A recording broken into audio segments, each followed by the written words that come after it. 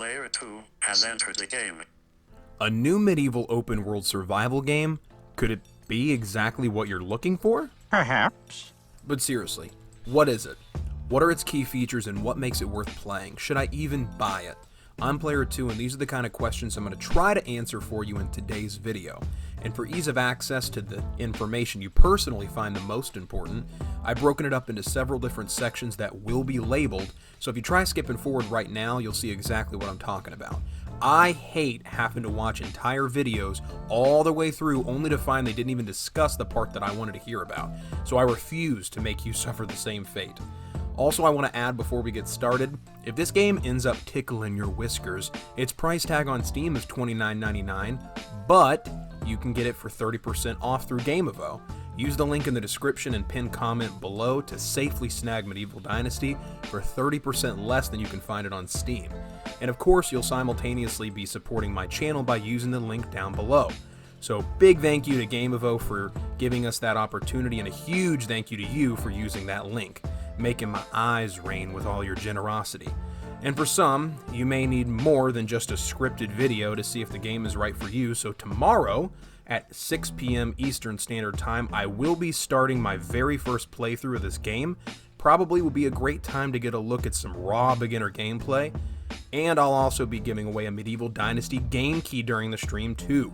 Link for that channel will also be in the pinned comment and description below, so you might as well stop by for a spell. Dark Ages puns. Sorry. But anyway, this game couldn't have popped up on my radar at a more perfect time. I mean, if you're like me, you're always looking for a new open world survival game in hopes that this one is the one that has whatever it is that's missing from the others that you're not getting. Now, I'm not sure if Medieval Dynasty will be that game for you, but hey, let's try to find out for you. So let's start with what exactly it is. Released on September 17th, Medieval Dynasty is a game where you take on the role of a young man who has fled from war and wants to take his fate into his own hands. From being alone, inexperienced, and poor, you'll develop into a master of many skills, a leader of your community, and the founder of a prosperous dynasty which is meant to last and prosper for generations to come. More on that later. Defending against wild animals while hunting for food, gathering resources and crafting equipment, building a house and erecting an entire bustling village, piece by piece, whilst also founding a family. You'll face tough winters and unexpected events, challenge your skills and dexterity as you strive to build your own legacy. You can choose to follow the main chapters of the story, or do the quest lines, or just roam around and explore the vast medieval world. But wolves, bears, and other enemies will try to attack you. Be aware of unexpected events while honing your skills to turn from a medieval survivor into the ruler of a dynasty. Grab your axe, hammer, or hunting bow and craft your legacy. So in all that, the gameplay and vibes that you should be expecting are simulation, survival, action-adventure, and open-world RPG, with facets of each underpinning your experience from peasant to overlord. Now, after hearing about what it is, I imagine your very next question would be practically the same as mine. What can I expect to actually see and do in this type of game? So let's take a look at the key features. So what we've got is a beautiful and realistic open-world 3D landscape with state-of-the-art graphics, a full 4 seasons with day and night cycle and realistic weather conditions, interactive environment with trees to fell, various fruits to pluck, stones to collect, and caves to explore, and much, much more. 18 different buildings with various levels from hay shacks all the way up to full stone mansions, over 60 pieces of equipment to craft, including weapons, tools, and furniture and clothing. Realistic wildlife interaction with plenty of different animals such as wolves, wild boars, deer, rabbits, and others. All activities will impact on food, water, health, and endurance status.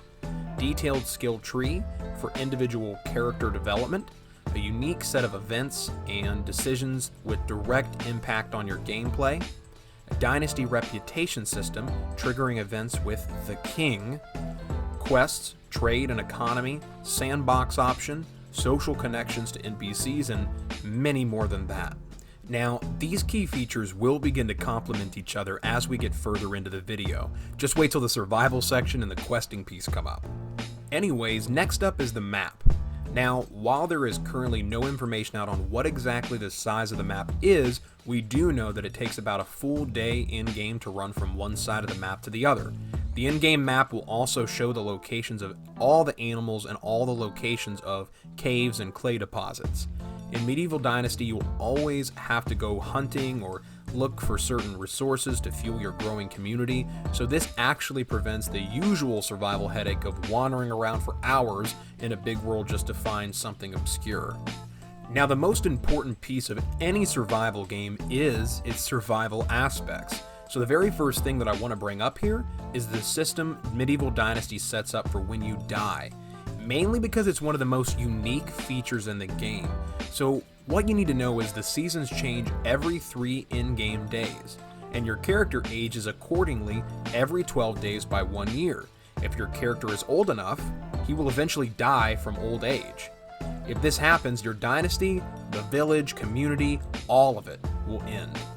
But they give you a really cool way to prevent your demise of your hard-built empire. You must find a wife, or 6 technically, father at least 1 child, and teach him everything that you know, your skills and all, so that you can slip into the role of your child in the event of your death and continue to grow your dynasty. So I mean, right off the bat with the survival aspects, Medieval Dynasty comes out swinging with a super unique feature like that. And there will be more to that later when we discuss crafting and dynasty building.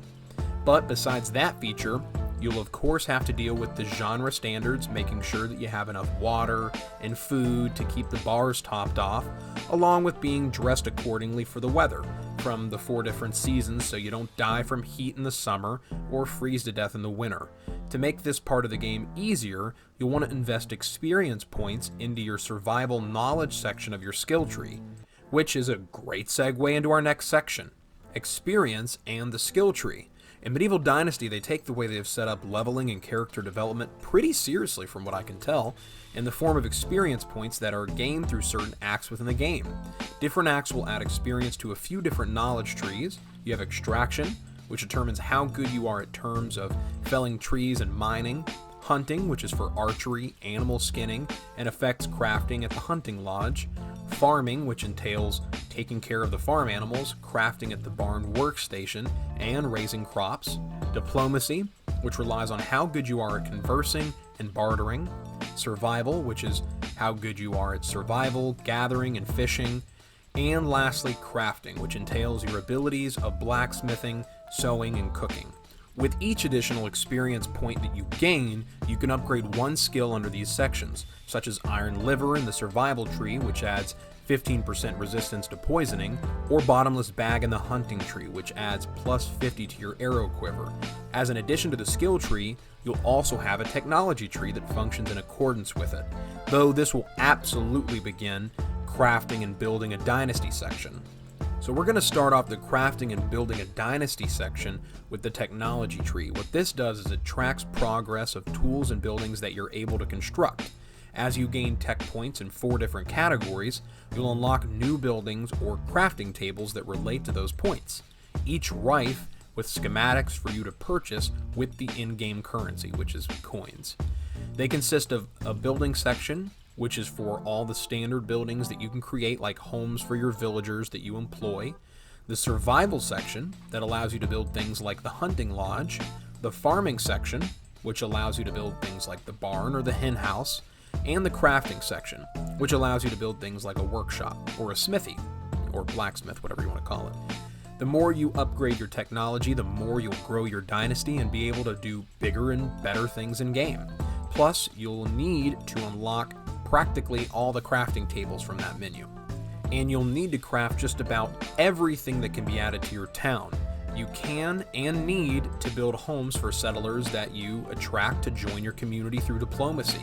Build food storage to keep all the food for you and your people to collect, or even a smithy to keep armed with the latest weaponry. The only thing that you can't build is the people, which brings me right into the final chapter of this video. Questing and NPCs. Now, typically, open world survival games, especially the more recent ones, are lacking in this department, but Medieval Dynasty happens to thrive on it. The game actually has quests and objectives you need to complete to unlock more and more of the game, including buildable items. You can receive storyline quests or just random quests with random NPCs. Completing these quests will give you experience to add more to your skills. Outside of that, there are other objectives that you will need to figure out as well. The first being coming across potential new villagers for your town and convincing them to come and join you, which really isn't that hard. The second being actually keeping them in your town once they've arrived. This is where the game starts to have you micromanage a little bit. Included with your interface is a management section. This lets you manage inhabitants, buildings, fields, or animals within your town. Inhabitants can be assigned to buildings and fields with a chosen profession. You will also have to pay attention to whatever their pre-given skills are, as to know where to place them for the most productivity. Animals can be assigned to their applicable buildings, and by no means are you expected to do really any of this. You can play the game however you want, almost in a Skyrim-esque fashion, and as with Skyrim, this game is single player. Now, for many in the survival community, that's an automatic turnoff, and generally for me it would be too. But what this game seems to replace it with really isn't that bad, and it actually seems like a pretty good time. Like I said before, if you aren't convinced yet, come stop by my stream from the link below, and check out my schedule if you're watching this video after the day that I posted it. If I'm still streaming Medieval Dynasty, odds are it ain't that bad. And you can come check it out with me whenever I'm live.